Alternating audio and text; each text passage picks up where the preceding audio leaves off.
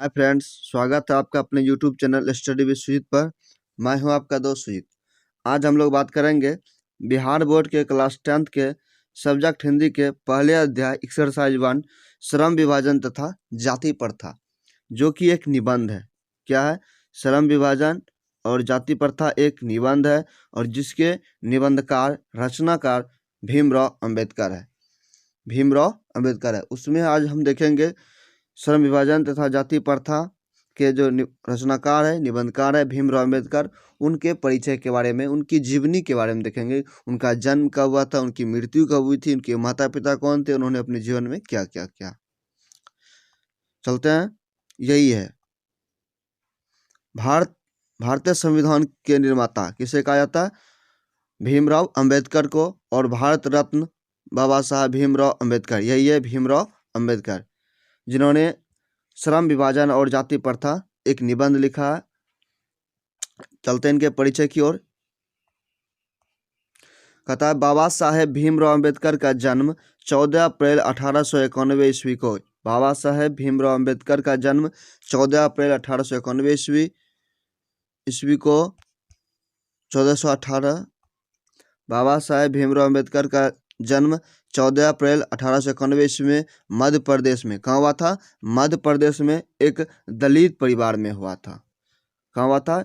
बाबा साहेब भीमराव अंबेडकर का जन्म 14 अप्रैल 1891 ईस्वी के महू मध्य प्रदेश में। कहाँ हुआ था? महू मध्य प्रदेश में एक दलित परिवार में हुआ था। इसको इस प्रकार क्वेश्चन में पूछा जा सकता है, बाबा साहब भीमराव अंबेडकर का जन्म कब हुआ था? तो इसका आंसर रहेगा 14 अप्रैल 1891 ईस्वी को। कहाँ हुआ था? महू मध्य प्रदेश में। कैसे परिवार में हुआ था? एक दलित परिवार में हुआ था। कैसे परिवार में हुआ था? एक दलित परिवार में हुआ था।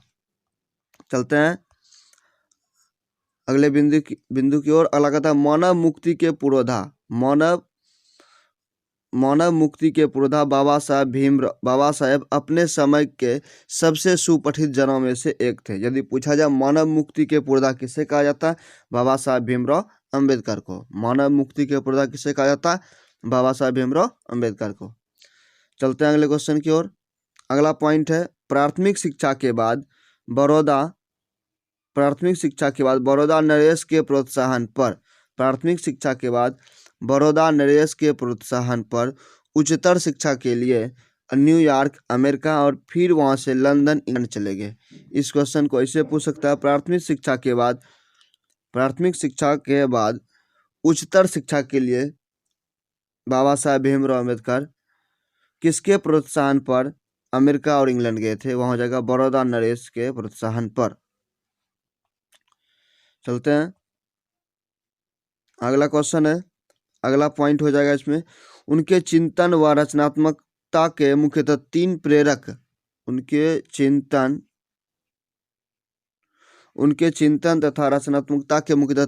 व्यक्ति रहे, बुद्ध, कबीर और ज्योतिबा फूले। यदि क्वेश्चन पूछा जाए उनके चिंतन व रचनात्मकता के मुख्यतः कितने प्रेरक व्यक्ति थे? तीन प्रेरक व्यक्ति थे, बुद्ध, कबीर और ज्योतिबा फूले। अगला है बाबा साहब को भारतीय संविधान का निर्माता कहा जाता है। बाबा साहब को भारतीय संविधान का निर्माता कहा जाता है। संविधान बनाने में कितना दिन लगा? यदि पूछा जाए 2 वर्ष 11 महीने और 18 दिन। संविधान बनाने में कितना दिन लगा? 2 वर्ष 11 महीने और 18 दिन। और भारतीय संविधान का निर्माता किसे कहा जाता है? बाबा साहब भीमराव अंबेडकर को। अगला है दिसंबर 1956 ईस्वी में दिल्ली में बाबा का निधन हो गया। दिसंबर 1956 में दिल्ली में बाबा साहब का क्या हो गया? निधन हो गया। आप लोग इसका स्क्रीनशॉट ले लीजिए, ये प्रेरक है।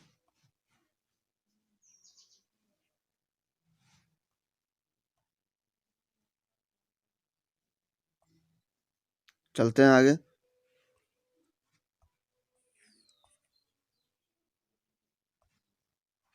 कहता बाबा साहब का प्रमुख रचना एवं भाषण निम्नलिखित है। यदि पूछा जाए the castes in India their mechanism के रचनाकार कौन है? Baba Sahab Bhimrao Ambedkar. Genesis and development के रचयिता कौन है? बाबा साहब भीमराव अंबेडकर। बुद्धा एंड हिज धम्म के रचयिता कौन है? बाबा साहब अम्बेडकर। कहने का मतलब इस तीनों रचना कौन है? बाबा साहब भीमराव अम्बेडकर। भीमराव अम्बेडकर।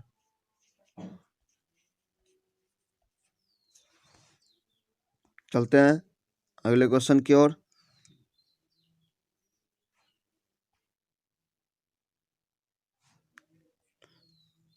अगला पॉइंट है थॉट्स इन लिंग्विस्टिक स्टेट। रचयिता कौन है? बाबा साहब भीमराव अम्बेडकर।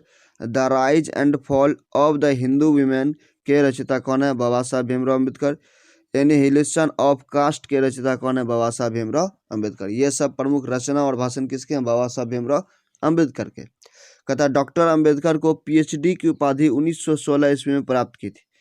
डॉक्टर भीमराव अम्बेडकर ने या डॉक्टर अम्बेडकर ने पीएचडी की उपाधि 1916 ईस्वी में प्राप्त की थी। बाबा साहब अम्बेडकर संपूर्ण वाङ्मय नाम से 21 खंडों में प्रकाशित हो चुका है। कितने खंडों में? 21 खंडों में प्रकाशित हो चुका है। कहता है डॉक्टर भीमराव अम्बेडकर के पिता का नाम रामजी सकपाल। उनके पिता का क्या नाम था? रामजी सकपाल। एवं माता का नाम भीमाबाई था। पिता का क्या नाम था? रामजी सकपाल एवं माता का नाम भीमाबाई था। कहता आर्थिक पहलू से भी जाति प्रथा हानिकारक है। आर्थिक पहलू से भी जाति प्रथा क्या हानिकारक है? डॉक्टर भीमराव अम्बेडकर को आधुनिक मनु कहा गया है। डॉक्टर भीमराव अम्बेडकर को आधुनिक मनु कहा गया है। कहता बेरोजगारी का प्रमुख एवं प्रत्यक्ष कारण जाति प्रथा को माना जाता है। किसको माना जाता है? जाति प्रथा को माना जाता है। अगला क्वेश्चन है कहता विडंबना का अर्थ क्या था? उपहास होता है। विडंबना का अर्थ क्या होता है? उपहास होता है। तो फ्रेंड्स ये वीडियो आपको कैसा लगा?